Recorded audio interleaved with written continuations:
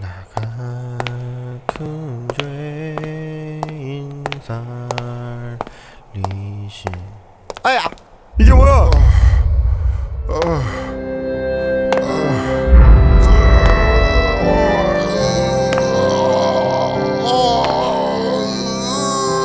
좁은 문으로 들어왔습니까? 좁은 문으로 들어온 사람은 좁은 길 걸어가야 합니다. 그러나 들어와 놓고는 겁이 나서 걸어가기를 싫어해요. 그리고는 넓은 길을 기웃기웃거리면서 그래서 적당히 교회만 드나드는 분들이 계세요.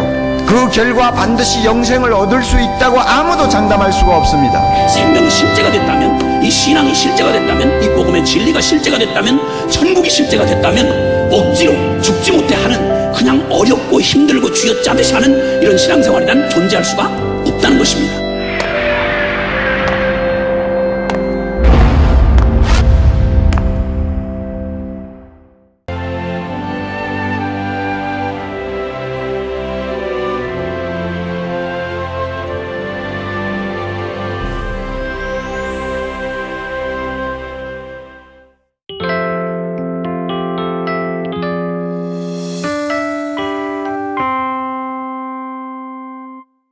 성경에 보면은요, 하나님의 이미지가 여러 개로 나옵니다.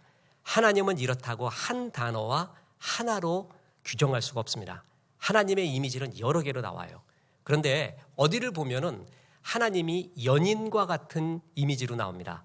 그래서 연인 간의 사랑에서 제일 중요한 건 뭐예요? 오직 그대만 생각하는. 그래서 그때 하나님은 질투하시는 하나님 개념으로 나옵니다.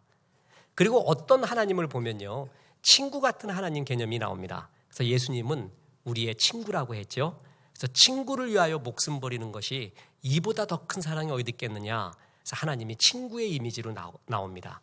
그런데 하나님의 이미지가 제일 많이 나오는 것, 그게 뭐냐면 아버지의 이미지예요. 그리고 어머니의 이미지입니다. 그래서 아버지 같은 하나님, 어머니 같은 하나님이 성경에 하나님이 우리를 느끼게 할 수 있는, 우리에게 하나님의 사랑을 느끼게 할 수 있는 가장 친근한 이미지가 아버지, 어머니거든요. 그래서 하나님이 아버지, 어머니의 이미지로 많이 나오고 있습니다. 그래서 좋은 아버지, 좋은 어머니의 사랑을 받고 자라난 자녀들은 천국을 체험하는 거예요. 그래서 가정은 바로 우리가 가게 될 천국의 그림자입니다. 그래서 여러분 5월달 천국과 같은 가정 되시기를 바라고, 그런 아버지, 어머니 되시기를 주 예수의 이름으로 축원합니다. 세상에서 제일 불행한 사람은 자기를 상품화시키는 사람입니다. 하나님이 걸작품이라고 했는데, 그래서 눌려 지내는 사람. 또 하나는 하나님을 마치 무당이나 잡심처럼 생각하는 사람이에요. 그래서 알라딘 램프에 나오는 종처럼 하나님을 나의 필요에 따른 어떤 욕심의 수단으로 생각하는 사람이 있고, 또 하나는 인당수에 몸을 던져야지만이 응답하는 무당 같은 하나님, 잡신 같은 하나님 개념으로 하나님을 생각해요. 이런 사람들은 자유가 없습니다. 신앙생활을 해도 기쁨이 없어요.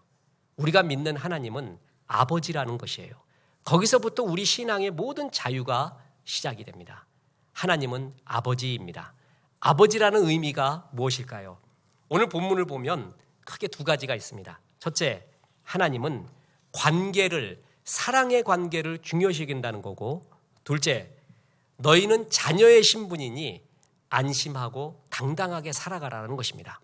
이 두 주제를 차례로 살펴볼까 합니다. 첫째, 하나님은 성공과 실패보다도 사랑의 관계를 중요시 여긴다는 겁니다. 가정에서도 행복의 요건 제1이 뭐예요? 사랑의 관계이죠. 아무리 성공해도 사랑의 관계가 없으면 안 됩니다. 늘 이것을 마음에 새기시기를 바랍니다. 오늘 본문에 9절에서 11절 보세요. 너희 중에 누가 아들이 떡을 달라 하는데 돌을 주며 생선을 달라 하는데 뱀을 줄 사람이 있겠느냐? 너희가 악한 자라도 좋은 곳으로 자식에게 줄 줄 알거든 하물며 하늘에 계신 너희 아버지께서 구하는 자에게 좋은 것으로 주시지 않겠느냐? 오늘 본문은 기도에 관한 중요한 본문입니다. 그런데 기도할 때마다 의문점이 있고 이상한 게 있어요. 하나님은 전지전능해서 다 알고 있다는 거 아니에요. 그러면 다 줘버리면 되지. 꼭 기도하라고 하는 거예요. 하나님 다 알고 있잖아요. 내가 기도하기 전에 이미 모든 걸 알고 계시거든요. 근데 왜 기도하라고 말하느냐는 거예요. 여기에 신앙생활의 핵심이 있습니다. 기도와 예배는 아버지와 자녀의 관계라는 것이에요.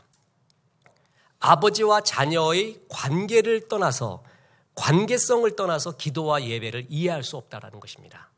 자, 청구하고 하나님께 받는 사무적인 관계가 우리가 아니라는 거예요.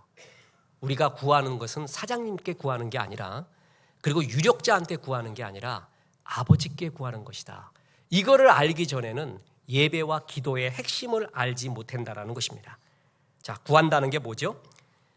부모의 기쁨은요, 자녀의 필요를 채워주는 것이 부모의 기쁨이에요.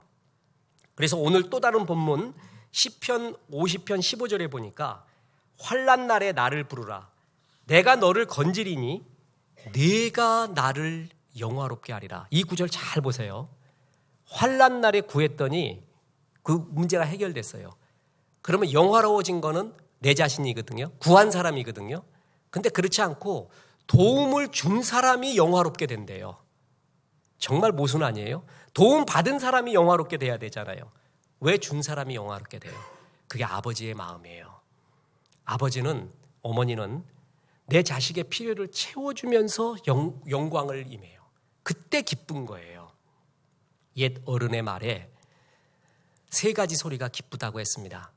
마른 논바닥에 비 내리는 소리, 배고픈 내 새끼 목구멍에 밥 넘어가는 소리, 못 배운 내 새끼 글 읽는 소리, 그게 제일 기쁘대요. 이 3소리 중에 그래도 기쁜 게 배고픈 내 새끼 목구멍에 밥 넘어가는 소리예요. 부모는 그것만 들어도 기쁜 거예요. 그게 좋은 거예요. 그래서 부모는 자녀의 필요를, 아픔을 채워주면서 날 희생하면서 채워줄 때, 그때 부모가 오히려 더 뭐라고요? 영광이 임한다라는 것입니다. 왜 이게 기쁨이 될까요? 생각해 보세요. 도움을 요청하는 거는요, 관계가 안 되면 도움을 요청하지 않습니다. 이웃집 아줌마한테 지나가는 아저씨한테 도움 달라고 하지 않아요. 믿기 때문에 도움 달라고 해요. 정말 오해가 없기 때문에 도와달라고 말해요. 여기 도와달라고 말하면 벌써 탁 꼬운 눈으로 딱 쳐다보면서 이게 무슨 속셈으로 나를 도와달라고 할까? 내가 받을 건 뭘까? 이런 계산이 세상이잖아요. 그게 유일하게 깨지는 게 가정이에요. 자녀는 아버지한테, 어머니한테 마음껏 구할 수가 있어요.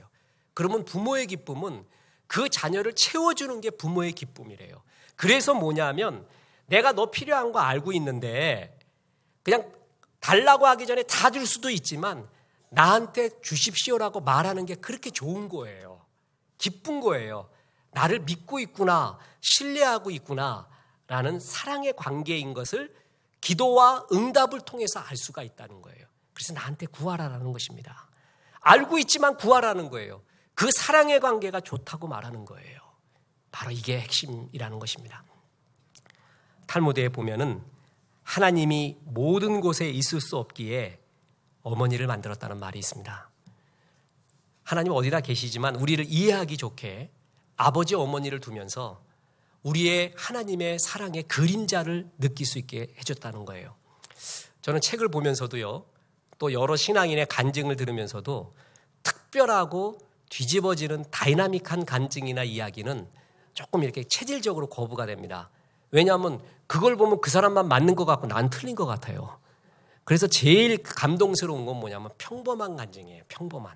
평범 속에서 느끼는, 일상 속에서 느끼는, 그러나 정말 하나님의 사랑의 간증이거든요. 그런 책을 보니까 어머니 사랑 굉장히 흔하지 않습니까? 그에 대한 수기를 모아놨는데 너무 맛이 없어요. 다이나믹하지 않기 때문에. 그런데 그걸 읽어보면서 잔잔하게 느껴지는 게 있더라고요. 어느 날 엄마가 비가 오는데 비를 쫄딱 맞고 오셨대요. 그런데 우산이 있었더래. 근데 우산을 접은 채로 우산을 안 쓰고 비를 쫄딱 맞고 왔더래요. 그래갖고 우산이 고장났나 하고 봤더니 엄마가 씩 웃으면서 우산을 피는데 거기에 따끈따끈한 떡이 있더래요. 엄마는 떡 식을까 봐, 비 맞을까 봐 우산 접어갖고 떡 보호하고 당신이 비 맞고 왔다는 거예요. 그래서 막 딸이 막 화냈대요. 엄마 이게 무슨 미련한 짓이냐고. 그래서 엄마한테는 이런 말해서 안 통한다고 그래갖고 떡값보다 약값 더 들게 생겼다고 이런 상업적인 얘기까지 막 하면서 엄마를 몰아붙였대요. 근데 엄마가 빙긋이 웃고 떡 먹으라 그러더래요. 떡이 안 넘어가더래요, 목에서. 그리고 지금도 떡을 보면 엄마 생각이 나더래요. 여러분, 이런 사랑이 이런 관계성이 우리를 행복하게 하는 거예요. 그죠? 이게 행복이거든요. 약함이 진실을 만날 때, 약하지만 진실이 있어요. 주고 싶지만 주지 못하는 엄마의 마음, 아빠의 마음, 그걸 알고 있는 자녀의 마음, 약함이 진실을 만날 때 추억이라는 것이 만들어져요. 그래서 사랑의 관계가 있으면은 모든 지나온 자국 하나하나가 추억이요, 행복이요, 인생은 아름답다고 말할 수가 있는 거예요. 하나님도 그걸 원하시는 거예요.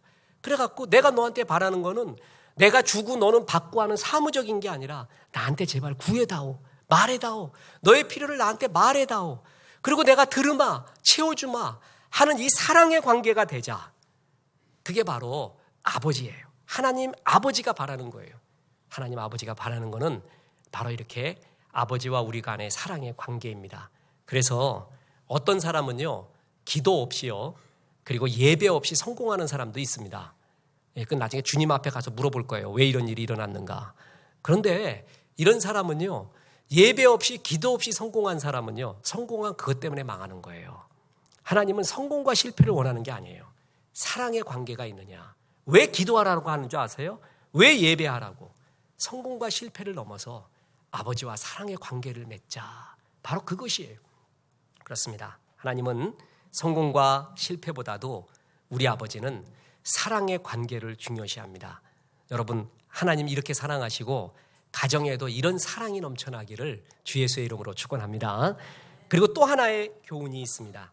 그것은 너희는 자녀의 신분이니 안심하라는 것입니다. 당당하게 살라는 것입니다. 자녀됨의 영성으로 살라는 거예요. 종의 영성으로 살지 말고 자녀됨의 영성으로 당당하게 살아라. 자, 다시 9절에서 11절 보세요. 너희 중에 누가 아들이 떡을 달라 하는데 돌을 주며 생선을 달라 하는데 뱀을 줄 사람이 있겠느냐. 너희가 악한 자라도 좋은 것으로 자식에게 줄 줄 알거든 하물며 하늘에 계신 너희 아버지께서 구하는 자에게 좋은 것으로 주지 않겠느냐. 자, 기도하는 대상이, 예배하는 대상이 누구라고 말하고 있어요? 하나님이라는 거예요. 너희가 예배하고 기도하고 있는 대상이 하나님이라는 걸 알아라. 그리고 그 하나님은 뭐라는 거예요? 지금 아버지라는 거예요. 기도하고 경배하는 대상이 아버지인 것을 알아라. 아버지의 특징, 하나님의 특징은 사랑이라는 것입니다. 사랑의 특징이 뭔지 아십니까? 좋은 걸 주려고 해요. 좋은 거. 때로 아버지 어머니가 징계를 합니다. 경책을 합니다. 애를 죽이려는 게 아니에요. 그래서 딴 사람이 때리면 애가 죽는데 엄마 아빠가 때리면 안 죽어요. 안 죽게 때려요. 안 죽게. 경책을 하는 이유는 뭐냐면 좋은 걸 주기 위해서거든요. 그러니까 결론은, 아버지 어머니의 결론은 자녀에게 좋은 걸 주고 싶어요. 그래서 우리가 너무나 잘 아는 구절, 합력하여 선을 이룬다고 하죠. 그러니까 자녀됨의 영성이 있으면요, 지금 일시적으로 안 좋아 보이는 것에 두려워하지 않아요. 결국 우리 아버지가 뭘 준다? 좋은 거 준다는 거 알아요. 결국 합력하여 선을 이룬다는 거 알아요. 아, 그렇구나. 이 나빠 보이는 것도 결국 아버지 손에 있으면은 좋은 것으로 변한다. 이것을 크게 안심하게 된다는 것입니다. 성경에 보면 유업이라는 말이 나옵니다. 너에게 유업으로 주었느니라. 유업을 주었느니라. 이 유업이라는 말은 머무를 수 있는 거, 편안함을 느끼는 것을 의미해요. 그러니까 유업을 받는 게 최고입니다. 인생들도 왜 죽으라고 노력하는 줄 아세요? 유업을 얻기 위해서 그래요. 편안하고 안전함을 느낄 수 있는 거, 그거 얻기 위해서거든요. 그런데 언제 유업이 다가오는 줄 아세요? 아버지가 줄 때예요. 내 힘으로 얻었던 유업은요, 금방 불안한 걸 자기 자신이 압니다. 피곤한 인생 살아요. 아버지가 유업을 줄 때 제일 안정적이고 제일 머물만 한다라는 것입니다. 누가복음 12장 16절부터 어리석은 부자가 나와요. 어리석은 부자의 비유에 나오는 이 어리석은 부자의 특징이 그 안정과 편안함을 자기가 자기 힘으로 얻으려고 했어요. 그래서 많이 모았어요. 누가복음 12장 19절 보니까 또 내가 내 영혼에게 이르되 영혼아 여러 해 쓸 물건을 많이 쌓아두었으니 평안히 쉬고 먹고 마시고 즐거워하자 하리라 하되. 이 사람이 왜 어리석은 줄 아세요? 철저하게 돈을 의지합니다. 둘째, 돈의 근원을 몰라요. 돈이 어디서부터 오는지. 하나님이 벌게 해줘야 되거든요. 자기가 벌었다고 믿어요. 세 번째, 돈으로 영혼의 안식을 얻을 수 있다고 생각했습니다. 그래서 어리석어요. 이 사람은 유업을 얻으려고 했거든요. 그런데 자기 힘으로 얻으려고 했습니다. 그래서 이 세상에서 자기 힘으로 안전을 얻을 수 있는 최고는 돈이다라고 해서 너무 많이 모아서 창고를 여러 개 만들었대요. 그런데 잘 기억하십시오. 그런 사람들 중에서도요, 그러한 사람도 속으로는 이게 아닌데라는 걸 알아요. 자기가 알아요. 그래서 이 구절을 잘 보면은요, 이 부자가 자꾸 영혼에 대한 이야기를 해요. 영혼. 내가 이렇게 쌓아두었다. 또 창고도 만들었다. 챙겨놨다. 이 정도면 괜찮지, 영혼아. 영혼아, 괜찮지, 이 정도는. 자꾸 이 얘기해요. 이렇게 성공한 사람도 자기가 아니라는 거 알아요. 이게 안정적인 것이 아니라는 거 알아요. 영혼과 영원이 채워져야 행복하다는 걸 자기도 어렴풋하게 알고 있어요. 그래서 그런 생각이 날 때마다 자기 돈 자랑과 자기가 벌어놓은 거를 더 바라보면서 영혼하고 자꾸 대비를 이루는 거예요. 영혼아, 이 정도면 됐잖아. 너 까불지 마. 내가 더 세. 자꾸 이 얘기하는 거예요. 하나님이 양심으로 줬어요. 넌 그렇게 해서 행복할 수 없다. 너는 그게 유업이 아니다. 자기 힘을 의지해서 유업을 삼으려는 자는 항상 피곤합니다. 쫓깁니다. 감사가 없습니다. 만족이 없어요. 항상 쫓겨요. 남들 보기엔 있어 보이는데 그 사람 전혀 있게 살지를 않아요. 너무 없게 살아. 너무 얼굴이 불안해요. 쫓겨요. 이유가 있어요. 내 것을 유업으로 삼으려고 자꾸 하고 있기 때문에 그래요. 그래서 내 것을 유업으로 삼으려고 하나님을 이용까지 해요. 하나님 진짜 사랑하지 않는 거예요. 이런 사람에게 평온이 없어요. 그러면서도 이게 아닌데 라는 생각이 항상 있어요. 그런데 너무나 기가 막힌 거는요, 하나님이요, 악인에게는 그 두려워하는 것을 임하게 해준대요. 이 말 무서운 말이거든요. 잠언 10장 24절에 보면 악인에게는 그의 두려워하는 것이 임하거니와 의인은 그 원하는 것이 이루어지느니라. 자, 잘 들어보세요. 이 어리석은 부자는 지금 제일 무서운 게 영혼의 이야기예요. 아세요? 누가 영혼의 이야기만 안 꺼냈으면 좋겠어. 건드리지 않았으면 좋겠어. 돈 얘기만 해줬으면 좋겠어요. 근데 자기 양심으로 영혼 얘기를 계속 하고 있거든요. 이게 두렵거든요.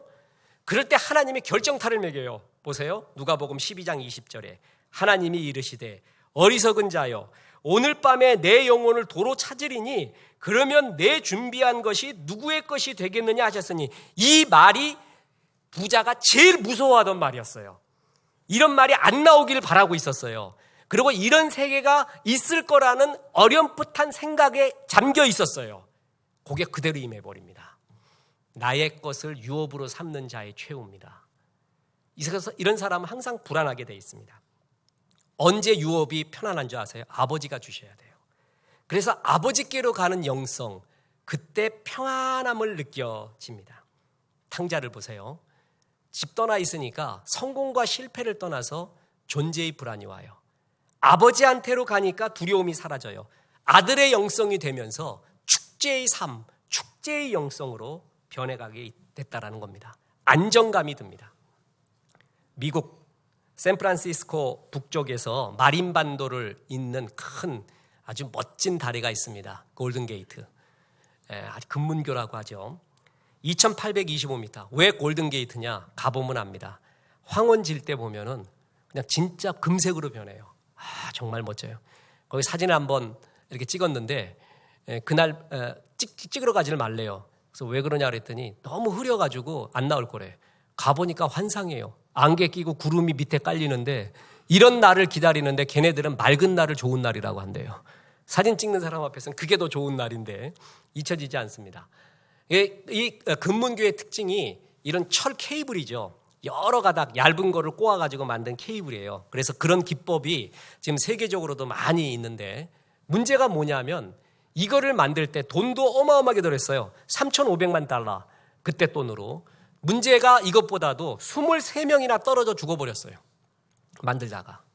그래서 이런 건설 회사에서 지혜를 짜냈습니다. 어떻게 안 떨어져 죽는가. 천문학적인 돈이 들더라도 밑에다가 그물을 깔아버렸습니다. 그물. 그래가지고 떨어져도 상관없다는 거예요. 그물 깔았으니까. 그 다음에 기적이 일어납니다. 그물을 깔아놨더니 하나도 안 떨어져 죽더래요. 적어도 한 50명이 걸려야 되거든. 그래서 야, 그물 잘 깔았다 이 소리 해야 되는데 그물 깐 이래로 사람이 떨어지지 않았다는 거예요. 이게 굉장히 신학적, 사회학적 논란을 불러일으켜 왔습니다. 무슨 얘기인 줄 아세요? 떨어져도 된다는 안정감이 안 떨어지게 한다는 거예요. 떨어지면 죽는다라는 불안함이 떨어지게 만들고요. 나 떨어져도 그물이 받쳐줘라는 안정감이 떨어지지 않게 만든대요. 이게 사회적으로 굉장히 중요해요. 나 이거 아니면 죽는다. 그 두려워하는 마음은 마귀가 줘요. 하나님이 역사한다. 이렇게 믿어야 되는데 죽는다. 이것이 굉장한 정신력을 가져올 수도 있지만 악수를 두게 됩니다. 큰 수를 못 두게 돼요. 떨어져도 된다라는 안정감이 안 떨어지게 만들어요. 떨어지면 죽는다가 자기를 죽게 만듭니다. 이게 아들의 영성이에요. 왠지 아세요? 아버지가 그물이에요. 그물. 아버지는 그물 된다. 이걸 믿고 있는 사람들은요, 안정감이 있어요. 그래서 큰 수를 볼 줄도 알아요. 아, 그물이 있다. 난 그물이 없다라는 사람은 항상 눈에서 쫓깁니다. 자유가 없어요. 즐길 줄도 몰라요. 감사도 없어요. 떨어질 때 그물이 있다라는 걸 알 때 그는 아주 넉넉합니다. 보세요. 구하는 자에게 아버지가 뭘 준다고요? 좋은 걸 준대요. 좋은 거. 나빠 보이는 것 같아도 정말 주 안에 있는 자는 결국 뭐예요? 최상의 것이 되는구나. 이걸 크게 믿어야 돼요. 자기는 길을 몰랐기 때문에 방황했대. 어떤 사람이 이렇게 말하. 길을 몰랐기 때문에 여러 길을 알았다. 예수 안에 있는 사람은 말이 달라요. 마스시다 고노스케. 일본 경영의 신 아닙니까? 가난했기 때문에 내가 망했다가 아니라 가난했기 때문에 전략하는 법. 이걸 배웠대요. 몸이 약했기 때문에 망했다가 아니라 몸이 약한 덕분에 절제하는 법. 그리고 이렇게 힘을 분배하는 법을 배웠다. 94세까지 살아서.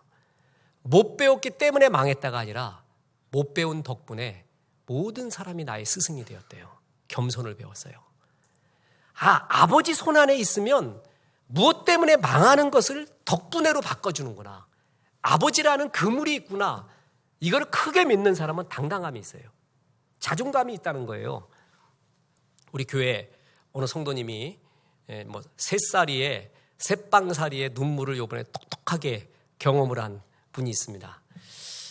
일명 감사를 했습니다. 새빵살이가 얼마나 눈물 나는가. 주인에게 얼마나 눈치 보고 그 줄다리기 할 때 서민들이 얼마나 눈물을 흘리는가. 주의 일 크게 하려면은요, 서민들의 눈물을 알아야 돼요. 이거 모르면 정죄하는 율법주의자 됩니다. 그것 때문에 내가 고통받은 게 아니라 그것 덕분에 큰 눈물을 배우게 되었습니다. 이게 그물이 있는 자가 갖고 있는 영성이에요. 그게 자녀의 영성이에요. 아버지가 결국 좋은 곳으로 만들어주는구나. 이걸 크게 믿어야 당당해져요. 그리고 여유로워지고 큰 수를 보게 돼요. 여러분, 무당한테 가보셨습니까? 전 점쟁이한테도 가보고 무당하고도 가보고. 그럼 무당한테 가면 제일 기분 나쁜 게 뭔지 아세요? 반말을 해요, 이것들이. 왜 왔어? 뭐 어쩌고 뭐 이래. 뭐 어째 뭐 이래. 그리고 딱 얼굴 봐갖고 너무 뻔한 말을 해요. 요즘 생각 많지? 그래. 생각 없는 사람이 어디 있어? 인생 지나가는 모든 사람을 만나봐요. 생각 많으시군요. 그럼 다 걸려요. 다 걸려. 내가 보기엔 99.9%야. 요즘 좀 너 쫓기고 있어. 이 말도 99.9%예요. 용한 게 아니에요. 그건 뭐 다 뻔한 말이거든요. 그리고 반말부터 해가지고 그거 아주 기를 죽여요. 그게 무당의 어떤 카리스마예요. 나도 그 젊을 때 대학교 때 2대 처녀 점쟁이 찾아갔어요. 그 제일 유명한. 나하고 동갑내기 비슷하더라고. 반말부터 해 이게. 딱 하더니 여기 오지 말아야 될 게 왜 왔어? 복채가지고 가. 싸우려고 그러다가 왔어요. 그냥. 그래서 무서워가지고 기에 눌리더라고. 이 사람들의 특징이 뭔지 아세요? 두려움을 자극해요. 내 속에 있는 두려움을 극대화시켜요. 그래서 돈 긁어내요. 나쁜 놈들이에요. 마귀의 특징이 뭔지 아세요? 죽이고 멸망시키려는 것이에요. 내 속에 있는 두려움을 극대화시켜요. 하나님은 뭔지 아세요? 그 두려움을 없애줘요. 자, 온전한 사랑이 뭐라고요? 두려움을 내어 쫓아요. 뿐만 아니라 디모데후서 1장 7절에 보면 하나님이 우리에게 주시는 것은 두려워하는 마음이 아니요 오직 능력과 사랑과 절제하는 마음이다. 내 마음에 두려움이 있어요. 쫓김이 있어요. 그건 성령이 아닙니다. 성령께 가면요, 아버지께로 가면 아버지 품 안에 있는 즐거움과 안전함, 그게 아들의 영성이에요. 자녀의 영성, 당당함. 왜냐하면 실패하건 뭐하건 결국 아버지가 좋은 걸로 만들어준다. 최상의 걸 배우게 하고 아버지라는 그물이 있다라는 사람, 그 사람이 갖고 있는 여유가 사랑받는 자녀에게는 있습니다. 아버지는 그걸 제공해 주면서 기뻐합니다. 엊그제 사랑하는 후배도 또 만나고 동료를 만났습니다. 참 어렵게 살았는데 아무튼 딸이 그렇게 기쁨을 줬대요. 딸. 그래서 야, 딸까지 못 찬 사람은 참 슬프다라는 그런 생각을 여기서 더 들었는데, 여자의 특징은 지갑에 돈이 얼마나 있는 거를 하나님의 수준으로 안대요. 그래갖고 있는 것도 알고 앞으로 벌게 될 것도 안 돼. 여자는 직감적으로 안 돼요. 그래갖고 내가 10만 원 벌 것도 알고 100만 원 벌 것도 여자들은 안 돼. 그래서 아내는 그걸 미리 계산하고 가계부를 쓴대요. 그래서 아내의 특징은 다 뺏어간대. 근데 딸의 특징은 반을 뺏어간대요. 반. 아버지 불쌍하다고. 그래서 딸이 더 이쁘대. 그러면서 그때도 10만 원 벌었는데 20만 원 있는데 10만 원을 용돈으로 줬대요. 그런데 얼마나 여우짓을 하냐 하면은 남자친구를 사귀었대요. 그러니까 딸이 남자친구 대학 들어가서 사귀니까 그렇게 미워 죽겠더래. 그 놈이 어떤 놈인지. 그러니까 알기도 싫더래. 그냥 내 딸 뺏어간다라는 생각에 엄마 아빠가 그때 겪는 그 분리감이라는 게 있대요. 굉장히 무섭대요. 그게 특히 딸한테는 더 그렇대요. 그래갖고 막 배신감, 분리감 이런 것 때문에 막 그러더래. 근데 딸이 여우예요. 그래갖고 뭐냐면 내가 제일 원하는 건 아빠 같은 남자래. 근데 이 남자가 그런 남자가 아직 아닌 것 같대. 그래서 내가 그런 남자로 만들어가고 있는 중이니까 돈이 필요하대요. 야, 진짜 이건 여우가 아니라 신의 차원이라니까. 그래서 아빠가 20만 원 있으니까 10만 원 아빠 써야 되고 10만 원만 달래. 아빠 불쌍하다고. 그러면서 주는데 그렇게 좋더래. 내 행복은 빨리 돈 벌어야겠다는 거야. 딸 행복하게 하기 위해서. 그게 아버지의 마음이에요. 부모의 마음이에요. 딸이 이렇게 말해주는 게 그렇게 좋은 거야. 고마운 거야. 딸은 아버지를 믿는 거예요. 긁어내도 된다. 그리고 우리 아버지 좋아한다. 다 아는 거예요. 그러니까 이 관계성의 행복이라는 거예요. 이런 관계의 행복을 아는 사람은 그물이 있는 거예요. 그물. 우리 아버지 어떤 일이 있어도 나를 아름답게 채워줄 거야. 혼내는 것도 이유 있을 거야. 크게 믿는 사람은 인생에 여유가 있어요. 넉넉함이 있고 악수를 두지 않아요. 그게 자녀됨의 영성이에요. 하나님은 아버지니까 자녀됨의 영성으로 당당하게 살아라. 이제 끝으로 결론으로 말씀드립니다. 그래서 이런 사랑을 하길 바라고 이런 가정이 되기를 바라거든요. 그럼 조건 한 가지가 있습니다. 구하십시오. 붙어 있으십시오. 바로 그겁니다. 7장 11절 마태복음 읽겠습니다. 너희가 악한 자라도 좋은 것으로 자식에게 줄 줄 알거든 하물며 하늘에 계신 너희 아버지께서 구하는 자에게 좋은 것으로 주시지 않겠느냐. 뭐 하는 자에게? 구하는 자, 기도하는 자, 예배하는 자, 하나님께 붙어 있는 자. 그렇게 사랑의 관계로 붙어 있으라 이거예요. 그런 자에게 하나님이 좋은 걸 준다. 철저하게 주님께 붙어 있으십시오. 지난주에 저는 우리나라에서 가장 영향력이 있는 기독교 출판사를 사장님하고 실장님을 만나게 됐습니다. 인문학을 하나님께 제가 온 것만 넘기면 이제 바로 나오게 되었습니다. 뒤를 이어서 그때 간증으로 말씀드렸던 차이 시리즈 있지 않습니까? 이건 정말 한국의 작가, 외국의 작가 아무도 시도하지 않는 그 작은 차이가 결정적 차이를 내는, 그러나 정말 중요한 차이에 대한 시리즈 분석을 그것까지 계약을 했습니다. 그러니까 벌써 2 시리즈를 다 하자. 다른 데서 하지 마자. 감사한 일이죠. 원래 초자가 가면은 을이 되는데 갑이 된 기쁨. 얼마나 기뻤는지. 그런데 진짜 또 내고 싶은 것이 하나 있습니다. 주례사입니다. 목사님의 주례사. 지금 우리나라에서 제일 주례사 유명한 게 뭐냐면 뭐 스님의 주례사, 신부님의 주례사 이런 거예요. 저는 참 비난하려고 하는 게 아닙니다. 저는 주례사를 쓸 자격은 목사에게 있다고 믿습니다. 이유를 아시겠죠, 여러분? 가족을 알아요. 미묘한 가족에서 일어나는 말, 관계, 모든 것의 아픔과 영광과 환희를 알아요. 인생은 큰 게 아니에요. 작은 거예요. 작은 거. 넘어지는 거는 바위 때문에 넘어지는 게 아니라 신발 속에 들어온 모래알 하나 때문에 넘어지는 거예요. 그 모래알을 아냐고요. 그 미묘함, 그때의 기쁨, 영광, 무너짐, 이 가족 사이에 일어나는 거. 그걸 쓰고 싶습니다. 그래서 만나기 전, 만나고 나서, 미래, 이 모든 거에 대한 주례사를 이렇게 준비하고 있고 한 반 권 분량이 됐습니다. 그래서 이런 꿈에 부풀어서 책을 준비하고 있는데 저도 주례사를 많이 들어봤거든요. 하기도 많이 하고 제일 괴로웠던 게 너무 목사님들이 그냥 고지식하게 그러므로 하나님이 짝지어 주신 것을 사람이 나누지 못할지니라 거기서 벗어난 본문을 본 적이 없어요. 별로. 아가서도 있고 얼마나 많은데 왜 꼭 그 본문 갖고 목숨 거느냐 뻔한 말 하느냐 이랬거든요. 근데 제일 감동스러운 주례사가 있었어요. 한 줄이에요. 한 줄. 거기서 완전히 머리가 쨍하는 느낌이 들었습니다. 자, 예를 들어보면 사랑은 고린도전서 13장 6절에 진리와 함께 기뻐한다고 했습니다. 저는 그 구절 안 다음에 모든 사랑의 시를 다 내려놨습니다. 저도 사랑에 관한 시를 좋아하는 게 굉장히 많습니다. 외우는 것도. 돈이 없으니까 우리 아내한테 시 갖고 꼬실라이제이션도 하고 뭐 할 게 있어야지. 그랬는데 고린도전서 13장 6절 사랑은 진리와 함께 기뻐합니다. 그걸 알고 난 다음엔 다른 시가 다 시시해 보여요. 그게 앞권이에요. 그야말로 앞권. 그럼 묻습니다. 진리와 함께 기뻐하는 게 뭐냐고. 뭐냐고 구체적으로. 어느 노 목사님이 그 얘기예요.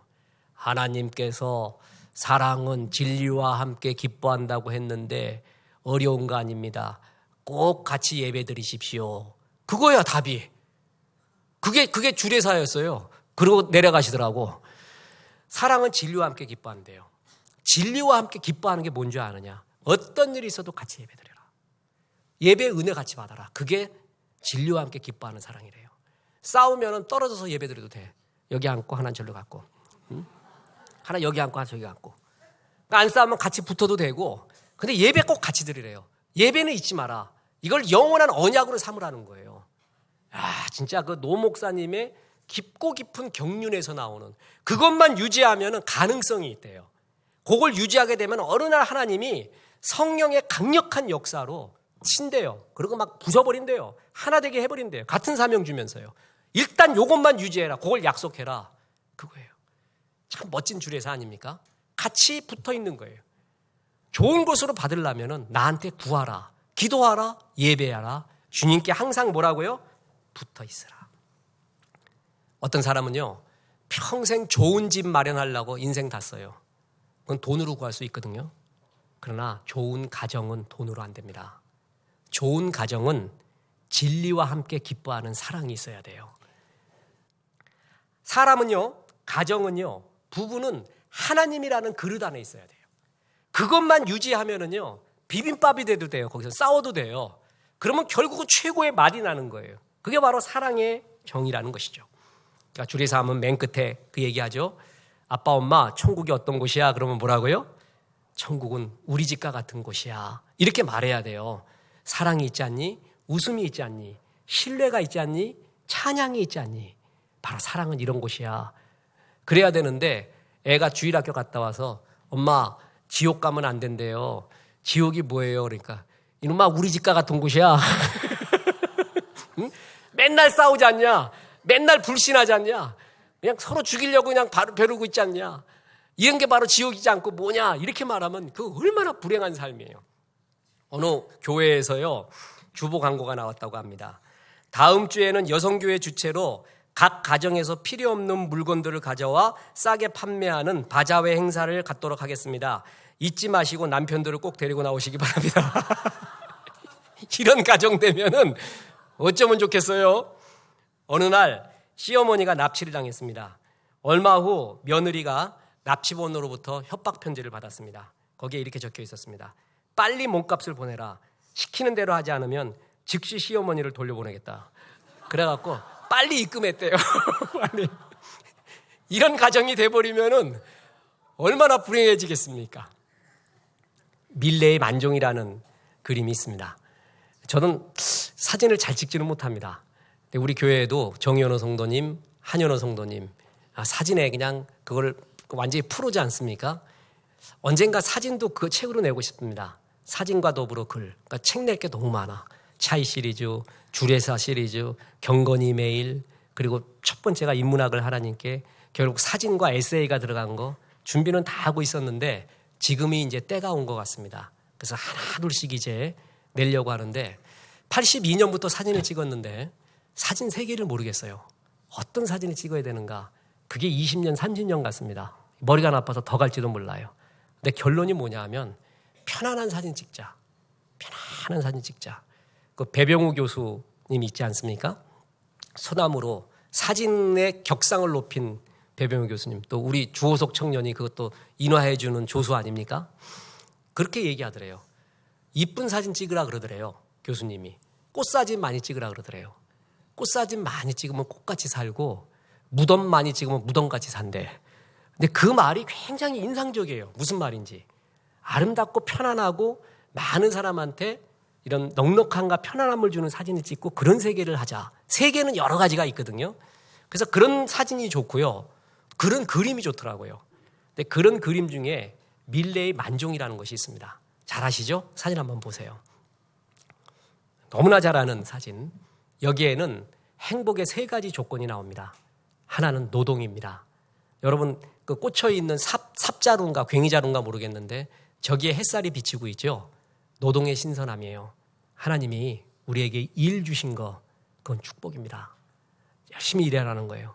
그리고 부부가 같이 있죠. 가정의 소중함이에요. 그죠? 부부가 같이 어려움과 힘든 것과 영광을 같이 나눈다는 가정, 부부의 소중함이고 부부가 근데 뭐 하고 있어요? 기도하고 있어요. 3번째가 신앙의 소중함입니다. 밀레가 이렇게 말합니다. 노동도 중요하고 부부간의 신뢰도 가정도 소중하지만 이것을 전부 감싸고 있는 게 뭐냐면 둘이 기도하는 신앙이다 그렇게 말했어요. 사랑은 진리와 함께 기뻐합니다. 부부가 진리이신 하나님 앞에 같이 기도하고 있어요. 이게 행복을 엮는 모든 것의 기초가 됩니다. 거룩을 쫓으면 행복은 따라옵니다. 행복만 쫓으면 행복이 오지 않습니다. 유업이 오지 않습니다. 거룩을 쫓을 때 행복이 같이 옵니다. 사람들은 서로 죄성이 있어서요. 항상 싸우게 돼 있고 자기가 옳다고 하고 자기가 이기는 거를 행복으로 여겨요. 사람들마다 남녀는 다 죄성이 있습니다. 그래서 진짜 사랑은 you and me 그 사이에 뭐가 있어요? God이 있어요. God, 하나님. 그거를 성경은 3겹줄, 3겹줄 사랑이라고 합니다. 이때 제일 아름답고 안정적입니다. 행복합니다. 끝으로 이 말씀 드리고 마칩니다. 전도서 4장 12절입니다. 한 사람이면 패하겠거니와 2사람이면 맞설 수 있나니 3겹줄은 쉽게 끊어지지 아니하니라. 그렇습니다. 우리가 믿는 하나님은 아버지입니다. 사랑의 관계가 그래서 제일 중요합니다. 자녀됨의 영성으로 안전하게 당당하게 살아가십시오. 아버지 앞에 늘 붙어 있으십시오. 이럴 때 행복한 가정이 되고 그 가정 가운데 하나님의 사랑을 느끼고 인생이 느낄 수 있는 최상의 행복을 느끼실 것입니다. 이런 가정이 되어 복을 나눠주는 복의 근원 되시기를 주 예수의 이름으로 축원합니다.